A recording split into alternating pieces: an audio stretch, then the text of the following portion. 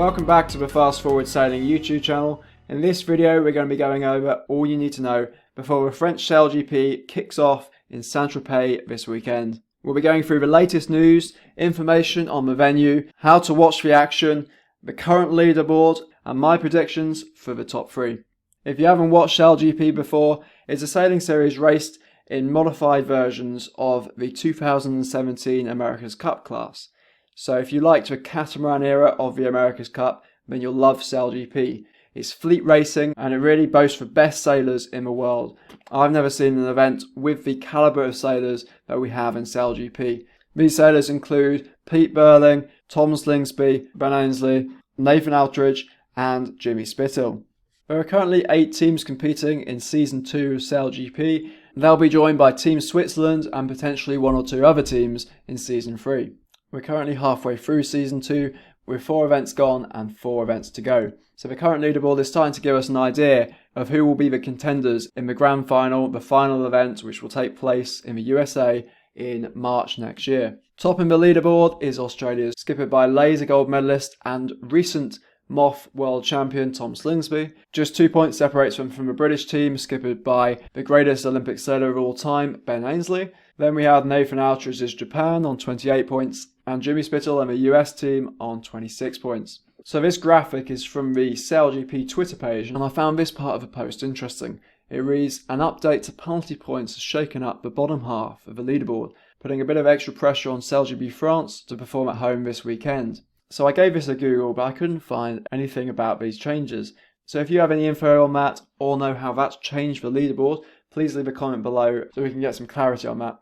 The Danish team are currently sitting at the bottom of the leaderboard, but if you look at the points, it's all very close between 5th and 8th place. The Spanish team still have Phil Robertson listed as skipper. There was some debate over whether Xammer should take over as helm, as it was planned for him to do so after the Olympics. So if you have any news on when or if Xammer is going to be taking over as helm, please let us know. Just as a quick interlude before I forget, I thought it'd be cool to show you the results from the Moth Worlds which took place last week. A lot of the helms here were competing, so although it's a very different boat, it's quite interesting to see. The Moth class, for those of you who don't know, is really the class that pioneered foiling and took it to the next level. So here are the results. Topping the leaderboard again, we've got Tom Slingsby with some incredible consistency, only 1 race when he didn't finish first. This level of consistency would be very rare to see in an Olympic 1 design class, but it still helps build that case that Slingsby is currently the world's best sailor. Followed shortly behind was Ian Jensen, who is currently sailing with Ben Ainslie on the British SailGP team, and I believe he's also involved in Ben Ainslie's America's Cup campaign. And he was crew to Nate Outeridge in the 49er class when they won gold in 2012. In 3rd place we have Paul Goodison, laser gold medalist from Britain, and if you remember he took over the helm from Ben Ainslie for 2 of the events in SailGP Season 2. Australian Carl Langford with a solid performance, and down in 5th, mirroring his sail number, we have Francesco Bruni, skipper of the Italian America's Cup Challenge, alongside Jimmy Spithill. I wonder if we're going to be seeing him front up in the Italian SailGP team in the near future. In 6th, we have SailGP Spain's Phil Robertson, showing his quality.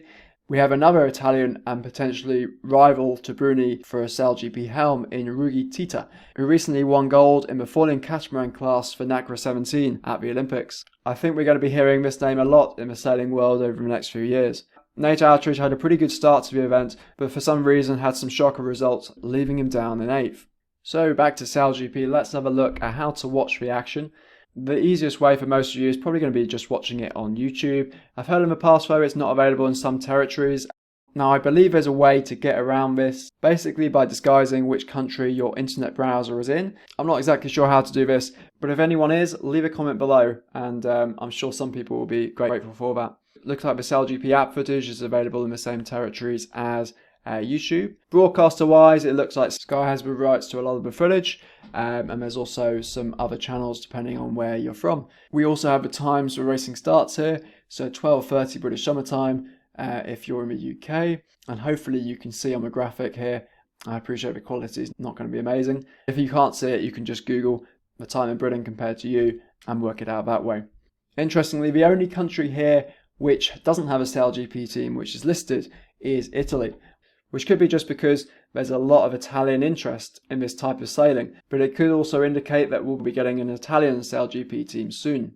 I released a video a few days ago about the new Swiss SailGP team, and I asked for your ideas on potential new teams, and there is a good suggestion for a Swedish SailGP team.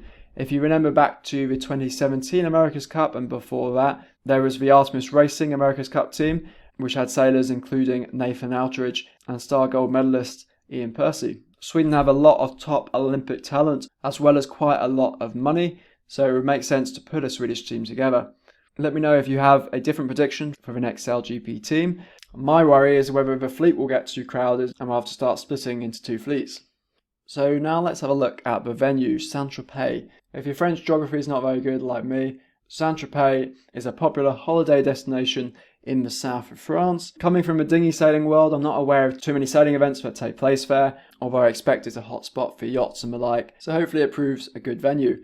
Next, let's have a look at the forecast for this weekend. Sunny conditions, but the wind isn't looking too good. They'll be racing around 2 o'clock, where we got 6 knots gusting 6 on both days, but there's even lighter wind a few hours before on both days, so if the forecast is slightly out, we might be seeing some very light wind racing. I'm not sure exactly the minimum these boats can race in. SailGP have done a good job of actually putting off some pretty exciting racing when the wind does get light. And if this forecast holds, I expect we'll be seeing the number of crew on the boats trimmed down to just 3. So before we end the video, I'm just going to run through this article before giving you my predictions for the top 3 in SailGP St Tropez. So, more hurdles for the US SailGP team. The US team's wing trimmer Paul Campbell James, who fractured his leg at the Denmark Sail Grand Prix, hopes to be competing with the team in St Tropez. But as a precaution, the US team has flown in interim wing trimmer Jason Saunders, who replaced Campbell James in Denmark. Saunders is just there for backup should Campbell James not be able to sail. Campbell James is a very experienced sailor in the foiling catamaran world, so not having him on board could seriously hamper the US team. US skipper Jimmy Spithill says the determination and resolve Paul's shown these past few weeks to recover has been incredible and is a real motivator for our team. So far this season, our team has faced more adversity than any other team. I don't think anyone's going to disagree with him there. But we continue to fight and climb the standings. In other news for the US team, Taylor Canfield will be substituting for pilot Rome Kirby, who's absent due to personal commitments. If you remember back to SailGP Season 1, you'll know that Rome Kirby was the skipper of the US team. And although they finished bottom of the leaderboard, Kirby's experience is sure to be missed. So before we finish up, I'm just going to run through my predictions for the top 3 in St Tropez. Usually I'm a bit off, so take this with a grain of salt, but I'm going to be putting my money on the British team to come out on top. They were arguably unlucky not to win the last event due to a dubious penalty decision and the aftermath of that. Personally, I think Britain and Australia have both shown themselves to be almost equally as strong, but in these lighter winds with a reduced crew, I think the British team could pit the Australians. Second place, I'm going to put Nathan Outeridge and Team Japan. In the light winds with 3 sailors on board, Nathan Outeridge and his wing trimmer Chris Draper have proved a formidable pair. They won the Italy SailGP and performed pretty well in Denmark last time round. However, when it comes down to the final, they don't quite seem to have that threat factor about them. With Australia and Great Britain, you really get the feeling about them that they have that winning edge. And in third place, if all goes to plan, I think you have to put Australia in that top 3. The USA are arguably unlucky not to be in this top 3, but with the disruption they have to their team, I think it's a safer bet to predict Australia gets into that top 3 ahead of them. Team New Zealand with Pete Burling on the helm are improving, but in the lighter winds, I don't think they yet have what it takes to break into this top 3 for the final. Spain have an outside shot of getting into the top 3 as they have done before, but they'll be hoping to avoid the disqualifications and boat problems that have plagued them in previous events. France could also break into that top 3. They have been in the final before, and it is a home event for them, so potentially they have a home advantage. But personally, I don't see them getting into that top 3 unless 1 or 2 of the top boats are taken out by boat damage or disqualification. Denmark have been improving, but they just don't seem to have that winning edge about them to consistently win races. And personally, I would be very surprised if they make that top 3. So there are my predictions. Let me know your top 3 predictions in the comments below. So I'm going to leave the video there. Let me know if you have any questions and I'll try and answer them. If you found the video helpful, leave it a thumbs up below. and subscribe for more SailGP videos coming soon.